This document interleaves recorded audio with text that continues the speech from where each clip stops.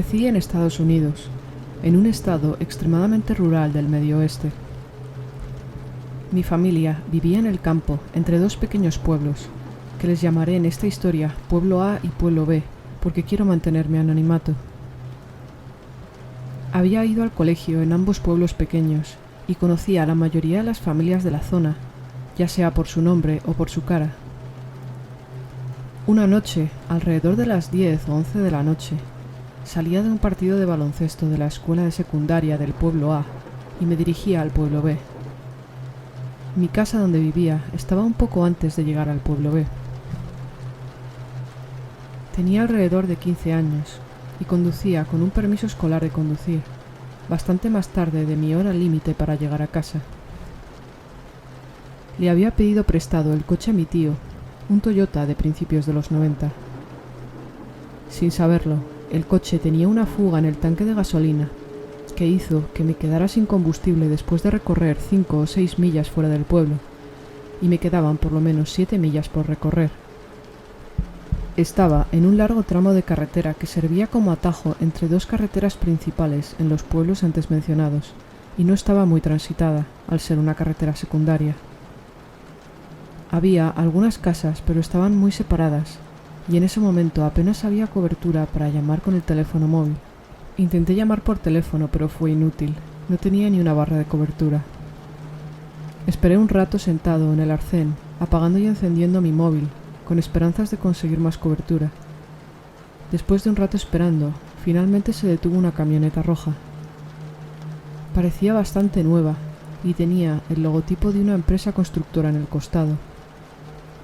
Era viernes o sábado por la noche, y había un hombre adentro con una mujer y 2 niñas.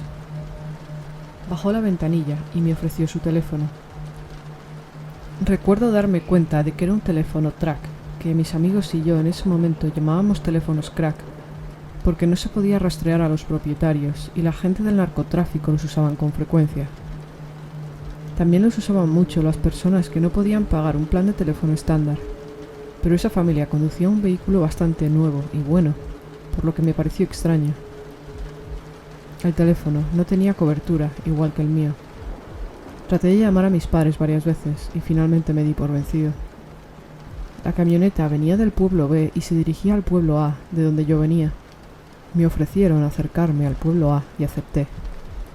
Tenía un bidón vacío de gasolina en el maletero y todos mis amigos vivían en el pueblo A, así que pensé que podrían dejarme en la gasolinera de camino a su destino y ya encontraría algún amigo que me llevara de regreso. Así que cogí el bidón de mi maletero y me subí en el asiento trasero con las 2 niñas. Cuando subí al coche, me sorprendió la forma en que la mujer, que supuse que era su esposa, y las 2 niñas, que supuse que eran sus hijas, estaban vestidas. Las familias conservadoras, como los Amish, son bastante frecuentes en el estado en el que vivo.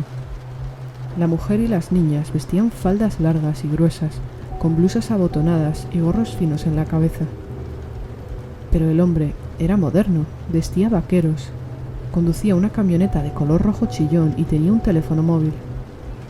Me quedé muy sorprendido por este contraste. Una de las niñas parecía tener una discapacidad y emitía gruñidos de vez en cuando. Aparte de estos ruidos, las mujeres estaban completamente en silencio, solo hablaba el hombre. Todo parecía estar bien, hasta que el hombre dio la vuelta a la camioneta y comenzó a conducir en sentido contrario al que había estado conduciendo. El pueblo más cercano en el otro sentido todavía estaba a 15 millas o más, y parecía estar fuera de su camino. Por cortesía le recordé que había venido del pueblo A, conocía a mucha gente allí y podía encontrar quien me llevara a casa. Al fin y al cabo, era tarde y supuse que necesitaba llevar a su familia a donde iban. Fue entonces cuando me dijo que él era del pueblo B y que tenía un bidón de gasolina lleno esperándome en su casa, que me llevaría allí y me llevaría de regreso a mi coche para llenar mi depósito de gasolina. Todavía tratando de ser educado, le dije que no era necesario y que mi casa estaba de camino a la ciudad B, a solo unas pocas millas de distancia, y que podía dejarme allí. Él no respondió. Empecé a sentir que algo iba mal. Soy de un área donde la gente hace todo lo posible por ayudar a los demás, pero esto me pareció demasiado. Había insistido en numerosas ocasiones en que no tenía que desviarse casi 30 millas de su camino para conseguirme gasolina. Simplemente podría dejarme de camino a su destino, o si quisiera asegurarse de que llegaba bien a casa, podría incluso dejarme en casa. Empecé a sentirme muy intranquilo y comencé a hablar para entablar una conversación sobre alguna trivialidad. Le pregunté su nombre y él me contestó, pero su apellido no me era familiar, lo cual fue muy sorprendente. Como he dicho antes, conocía a todo el mundo de estos pueblos, ya fuera por nombre o por cara. Yo había vivido hasta los 10 años en el pueblo B, donde aquel hombre decía que vivía, y mis padres todavía trabajaban allí, pero su cara no me sonaba lo más mínimo. Recuerdo que en ese momento deseé haber prestado más atención al nombre de la empresa constructora en el costado de la camioneta, ya que la mayoría de las empresas en mi área tenían el nombre de familia. A medida que nos acercábamos al desvío a mi casa, comencé a ponerme más frenético. Me di cuenta de que estas personas, que ni siquiera parecían demasiado amigables, insistían en que nos apartáramos por completo del camino, a altas horas de la noche, en una comunidad rural, para arreglar un percance bastante común. Nada tenía sentido.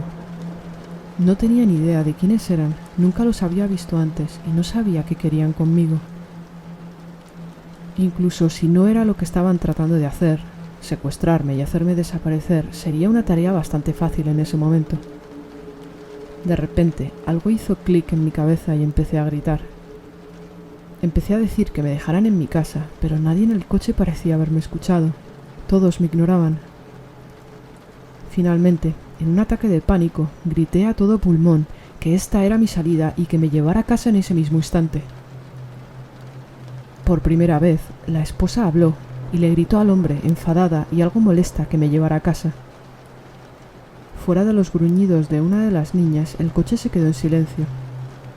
El hombre, ahora bastante enfadado, cogió mi salida y llegó hasta mi casa.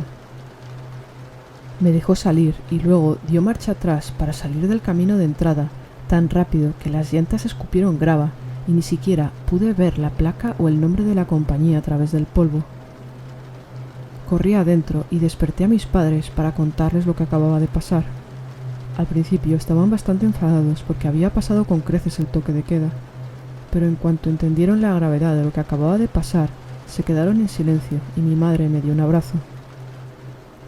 No estoy seguro de cuáles eran las intenciones de esa gente, pero estoy seguro de que no era nada bueno.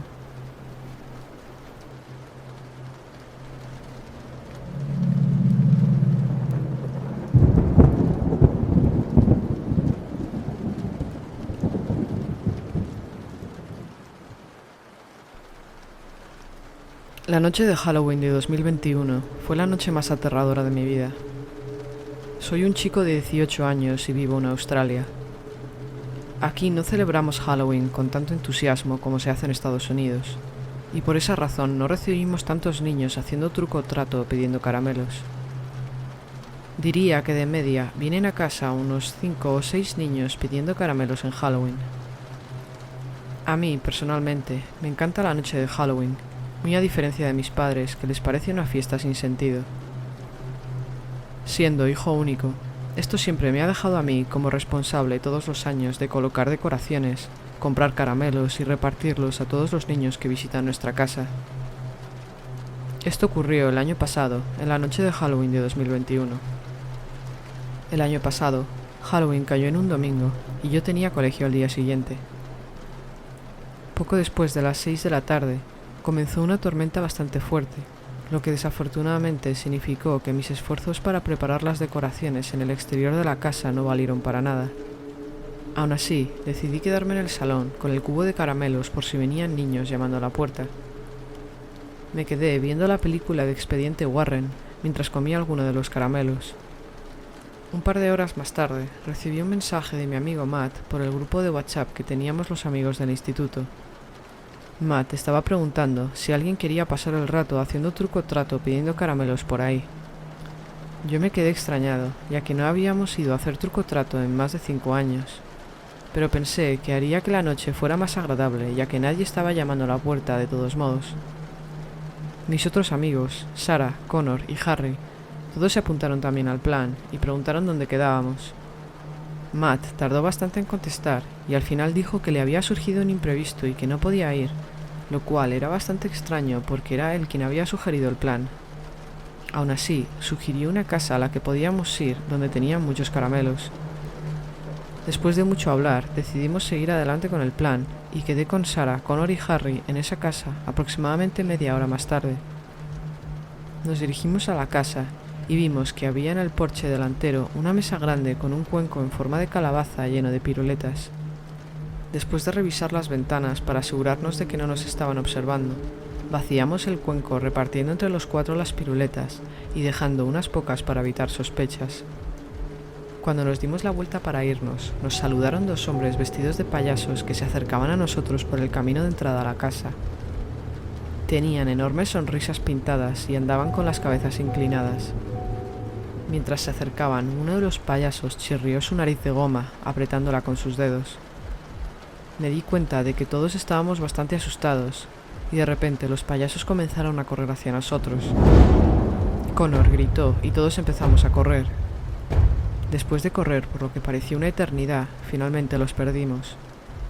Hubiéramos tardado más en perderles de no ser por la intensa lluvia que caía, que reducía bastante la visibilidad.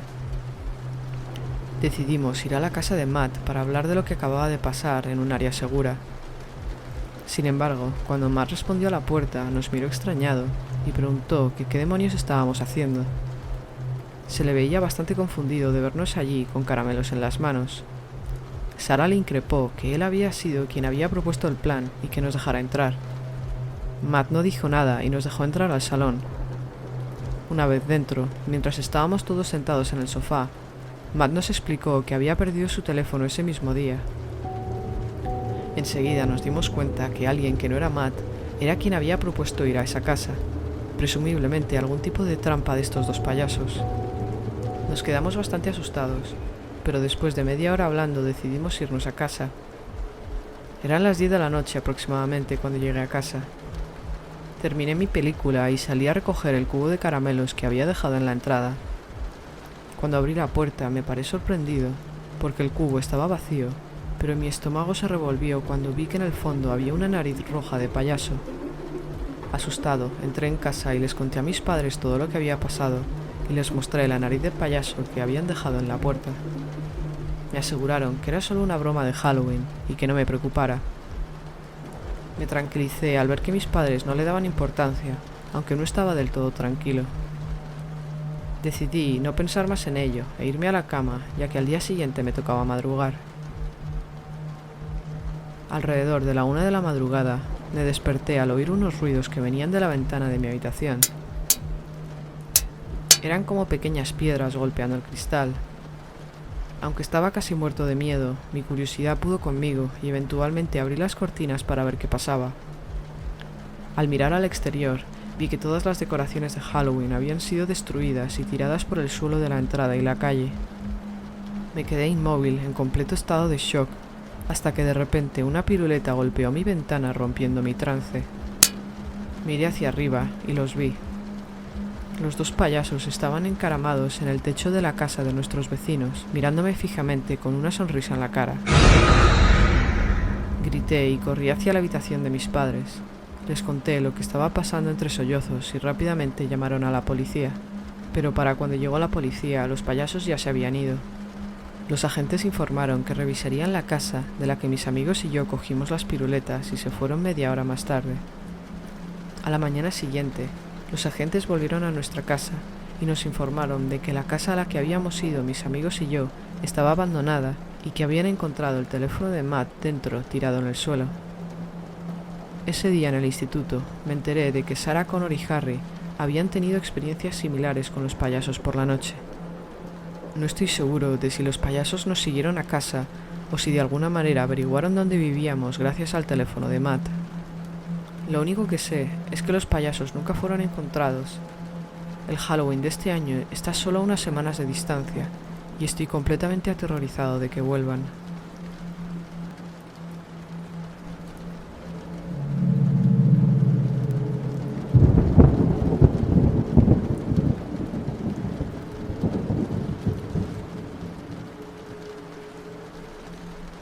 Soy de un pequeño pueblo de los Apalaches, en el estado de Virginia, con una población de menos de 7.000 habitantes. Había alrededor de 80 personas en mi clase de secundaria, y la gente en general es muy confiada. Esta historia tuvo lugar hace poco menos de un año. Yo era un chico de 20 años en ese momento, y acababa de ingresar en mi tercer año de universidad a unas 3 horas de mi ciudad natal. En el instituto tenía un grupo estrecho de amigos. Éramos un grupo de 8 chicos. Como ocurre siempre, las cosas cambiaron cuando fuimos a nuestras respectivas universidades. Perdí el contacto con muchos de ellos, pero mantuve el contacto con 2, Mac y Devon. Un lunes, en el mes de septiembre, recibí una llamada de mi madre contándome que el padre de Devon había muerto en un accidente de coche de camino al trabajo. Fue una colisión repentina pero letal con un camión semirremolque. La familia de Devon no era de la zona. Se había mudado a mi ciudad durante el instituto porque su padre había conseguido un trabajo allí. Al no tener familia y un grupo disperso de amigos, no tenía muchas personas en las que apoyarse durante este tiempo. Mac me contactó y quería saber si planeaba asistir al funeral, que estaba planeado para el viernes por la mañana. Tenía una clase importante el viernes por la tarde, pero le dije que iría esa noche para mantener entretenido a Devon.